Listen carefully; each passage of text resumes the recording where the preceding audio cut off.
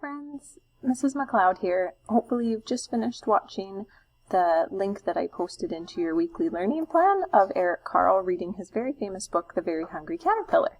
And now today what we're going to do for our reading activity is we're going to make our very own Very Hungry Caterpillar books. So I thought it might help you if I showed you an example that I've made. So this is the title page for The Very Hungry Caterpillar, written and illustrated by Mrs. McLeod. So inside your book right now it's blank, and what your job is going to be is to choose what your hungry caterpillar is going to eat every day of the week, and you're going to fill in the day of the week, remembering that we want an uppercase letter on the first letter of the day of the week, and you're going to put how many he ate and what the item was. So on Monday he ate through one orange, but he was still hungry, and that little hole there, that's on your page, and so you draw the food around it. On Tuesday he ate through 2 chocolate chip cookies, but he was still hungry.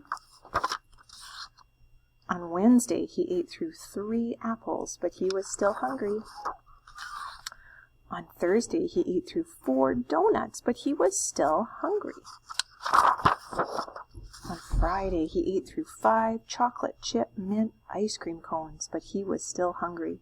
And if you want to add more details to the foods that you're having your caterpillar eat through, you can just go into the extra space on the page.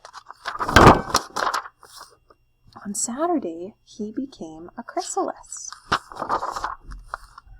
On Sunday he became a spectacular butterfly. And so you can decide if he became a spectacular butterfly, or an enormous butterfly, or a beautiful butterfly, whatever adjective you want. And if you want your butterfly to be a she, you can just add an S onto the front of he. I hope you have fun making your Very Hungry Caterpillar books, and I really look forward to seeing them. Bye!